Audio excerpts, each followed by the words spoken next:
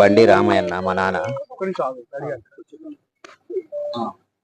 బండి రామయ్య మా నాన్న ఈరోజు సూసైడ్ చేసుకోవడం జరిగింది. దీనికి కారణం పదిమల్ల నరేష్, మన మల్లికార్జునరావు, దేవరపు వెంకట సురేష్ గారు. 5 నెలల క్రితం మేము ల్యాండ్ అమ్మామండి. ల్యాండ్ అమ్మితే వాళ్ళు డబ్బులు కడతా ఒక 15 లక్షలు అమౌంట్ కట్టారు. మిగతా అమౌంట్ మాకు కట్టాలి. కట్టకుండా వాటిని ఒక చిన్న ల్యాండ్ ఇష్యూ ఉంది అక్కడ, ఒక దారి ఇష్యూలో. అది క్లియర్ చేస్తేనే మేము కడతాం, లేకపోతే కట్టం, ఎవరికి చెప్పుకోండి, లేకపోతే మిమ్మల్ని చంపేస్తాం అని బెదిరిస్తున్నారు. దానికి మనస్తాపం చెంది పరిష్కారం కాక పోలీస్ స్టేషన్ చుట్టూ తిరిగి ఎవరు పరిష్కారం కాక ఈరోజు మనందరూ చనిపోవడం జరిగింది. దీనికైనా కారకులు మీరు కఠినంగా శిక్షించాలని మేము కోరుకుంటున్నాం. నా పేరు అల్లిక వెంకటేశ్వరరావు, గూడూరుపాడు గ్రామం. ఈరోజు చాలా బాధాకరమైనటువంటి విషయం. ఒక మంచి మనిషి, మహానుభావుడు, కల్మషం లేనటువంటి మనిషి, అజాత శత్రువు, ఎవ్వరికి కూడా శత్రువు కానటువంటి వ్యక్తి ఈరోజు ఇలా ఆత్మహత్యకు పాల్పడి తన ప్రాణాలు విడుచుకొని కుటుంబానికి ఇవాళ తీరని అన్యాయం చేయడం జరిగింది. ఈ సమస్యను గతంలో చాలా మంది దగ్గర కూడా ఏం తీసుకెళ్ళడం జరిగింది. కొన్ని ఆర్థిక ఇబ్బందులు, ఈ పిల్లల పెళ్లిళ్ళు చేయడం వల్ల కొన్ని సమస్యలు ఉండటం వల్ల ఆర్థిక సమస్యలు పరిష్కరించుకోవాలనే ఉద్దేశంతో తనకున్నటువంటి ఎకరం 8 గుంటల భూమిని క్వారీ వాళ్ళైనటువంటి కందిమల్ల మల్లికార్జునరావు, దేవరపు వెంకట సురేష్ వీళ్ళకి అమ్మటం జరిగింది. వీళ్ళు భయానగా కొంత డబ్బు చెల్లించడం జరిగింది. చెల్లించిన తర్వాత మిగతా డబ్బు కోసం ఎన్నిసార్లు తిరుగుతున్నప్పుడు కూడా ప్రతిసారి ఏదో ఒక ఎలిగేషన్ పెడుతూ నాకు ఆ సమస్య పరిష్కరించు, ఈ సమస్య పరిష్కరిస్తేనే నీ డబ్బులు కడతా అని చెప్పి ఆయన డబ్బులు ఇవ్వకుండా తాత్సారం చేస్తూ ఇబ్బంది పెడతా ఉన్నారు. వాళ్ళు కొనుక్కున్నప్పుడు కూడా ఒక ట్రాక్టర్ పోయేటువంటి దారి చూపించి ఆ భూమిని అమ్మటం జరిగింది.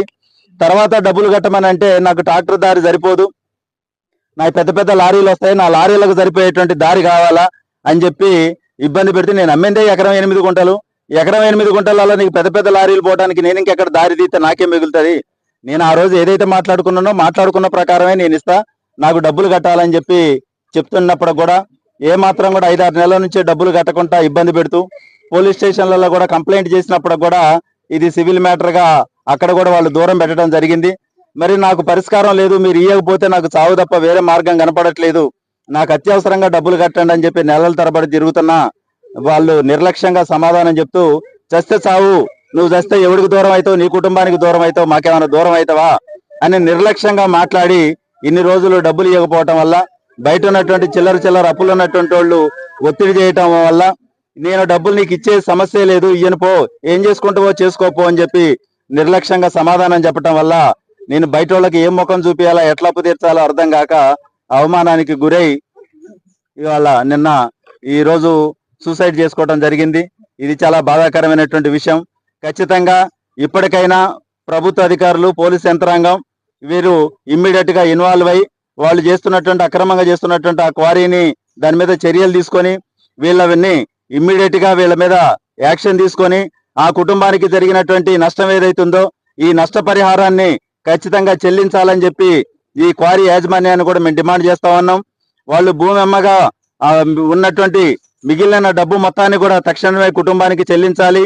అదేవిధంగా బండి రామయ్య చావుకు కారణమైనటువంటి కందిమల్ల మల్లికార్జునరావు, దేవరపు వెంకట సురేష్ వీళ్ళ మీద చర్య తీసుకొని వీళ్ళు ఆ కుటుంబానికి నష్టపరిహారం చెల్లించాలి. దీనిలోనే ఉన్నటువంటి ఎకరం 8 గుంటల భూమిలో ఒక 10 గుంటల భూమి గతంలో విఆర్ఏగా పనిచేసినటువంటి చల్లా లింగరాజు అది అక్రమంగా వేరే వాళ్ళ పేరు మీద అది ఎక్కించడం జరిగింది.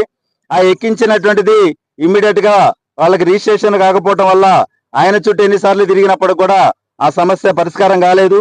అది పదిమల్ల నరేష్ అనేటువంటి పేరు మీద ఆ 10 గుంటలు ఈ బండి రామయ్యకి సంబంధించినటువంటి భూమిని అక్రమంగా ఆయన ఎక్కించడం జరిగింది. మాకు అది కూడా పరిష్కారం కావాలని చెప్పి వాళ్ళు ఒత్తిడి చేసి మేము ఎట్టి పరిస్థితుల్లో మాకు ఈ సమస్యలు పరిష్కారం అయితేనే మీకు డబ్బులు ఇస్తాం, అప్పటివరకు ఇచ్చేది లేదన్నారు.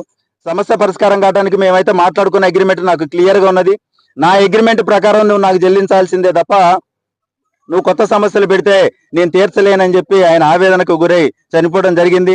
అందుకనే తక్షణమే క్వారీ యాజమాన్యం కందిమల్ల మల్లికార్జున, దేవరపు వెంకట సురేష్ వీళ్ళ మీద చట్ట ప్రకారం చర్య తీసుకొని ఈ కుటుంబానికి జరిగినటువంటి తీవ్రమైన నష్టాన్ని వారికి న్యాయం చేసేటువంటి దిశగా ప్రభుత్వ అధికారులు చర్య తీసుకోవాలని చెప్పి కోరుతూ వారికి న్యాయం జరిగేంత వరకు కూడా గ్రామస్తులందరం కూడా వారి పక్కన నిలబడి పోరాటి ఆ కుటుంబానికి అండగా ఉంటామని చెప్పి హామీ ఇస్తా ఉన్నాం.